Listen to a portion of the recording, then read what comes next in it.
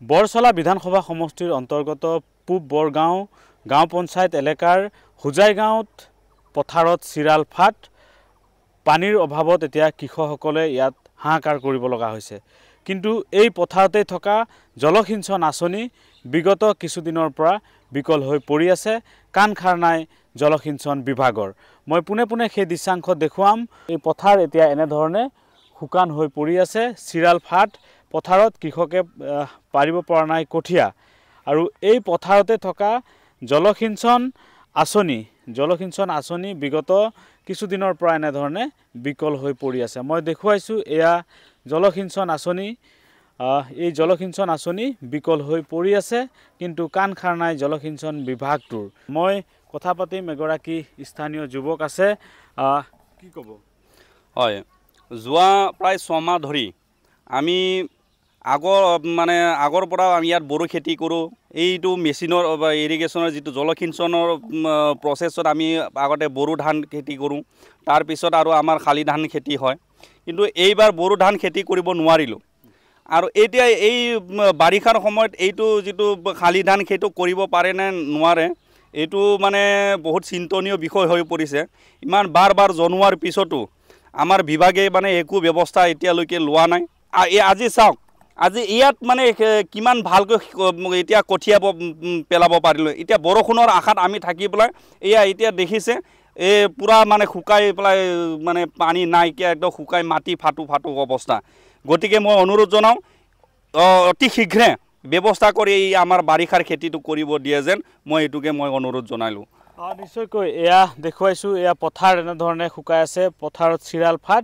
কিন্তু এই পথাৰতে থকা যি জলসিঞ্চন আঁচনি, এই জলসিঞ্চন আঁচনি এনেধৰণে বিকল হৈ পৰি আছে। মই দেখুৱাইছোঁ এয়া যি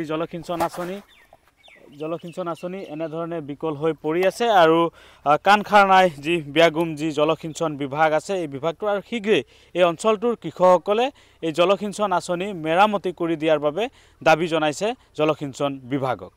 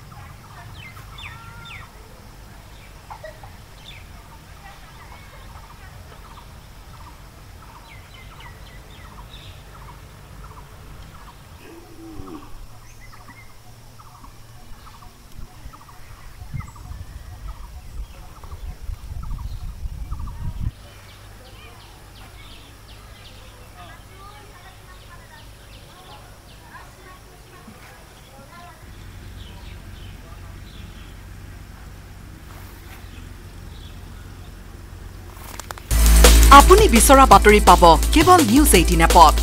নিউজ 18 এপ ডাউনলোড কৰিবলৈ স্কেন কৰক এই QR কোড। গুগল প্লে ষ্টৰতো পাব এই নিউজ 18 এপ।